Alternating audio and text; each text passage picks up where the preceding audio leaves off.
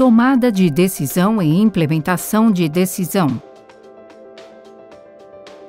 Realizar incidência política é fazer com que os tomadores de decisão mudem seu comportamento. Isso pode significar que, ou eles tomam uma nova decisão, por exemplo, para adotar uma nova lei ou alocar orçamento para um projeto, ou eles realizam medidas para implementar uma política, lei ou regra existente. Por exemplo, assegurar que o Ministério da Educação implemente as medidas previstas pelo Plano Nacional de Educação Primária. Vamos nos concentrar primeiro na tomada de decisões, ou seja, em como novas decisões são tomadas. Chuva de ideias e definição de agenda. A tomada de decisão começa com uma chuva de ideias. Os beneficiários podem estar insatisfeitos com a situação existente, que foi provocada por uma decisão anterior. Beneficiários ou outros atores em nome deles podem usar pesquisas para mostrar os efeitos negativos dessa decisão e podem pressionar por uma nova decisão. Diferentes atores podem discutir recomendações para uma nova decisão. Alguns podem pedir que a questão seja colocada na agenda dos tomadores de decisão. Por isso, um outro nome para essa fase é definição de agenda. Nessa fase, pode ser ainda relativamente fácil ter a participação das organizações da sociedade civil.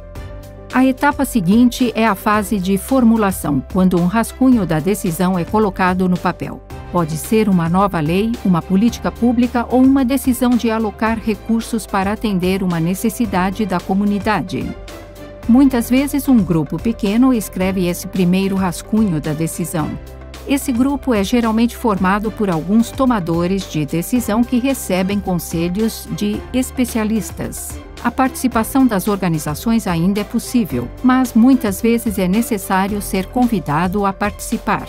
Em seguida, há a fase de pré-decisão. A versão da decisão que foi formulada anteriormente agora passa por uma série de avaliações. Essa fase é mais política do que técnica. Muitas vezes, os tomadores de decisão e suas assessorias alteram a decisão que foi formulada anteriormente. Normalmente, não fica muito claro quem está trabalhando naquele assunto. Portanto, é mais difícil para as organizações da sociedade civil influenciarem uma decisão nessa fase. A fase final é a de decisão formal. É nela que a decisão é tomada. Isso é normalmente uma formalidade. Em geral, é quase impossível alterar ou impedir uma decisão nessa fase final. Agora vamos nos concentrar na implementação da decisão, em como as novas decisões são colocadas em prática.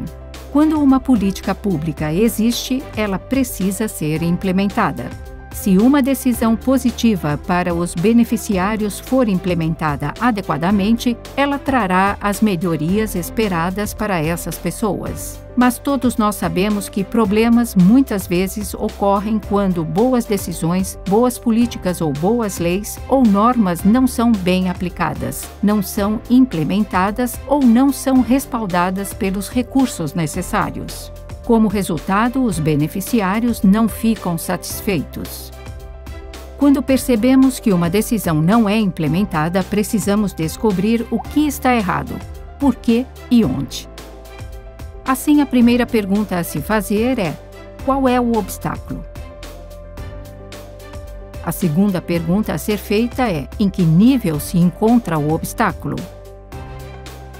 Ele pode estar em qualquer nível, do nível mais baixo ao mais alto, pois a implementação de uma decisão ou regra é, geralmente, passada dos implementadores de decisões em um nível mais alto para aqueles em níveis mais baixos.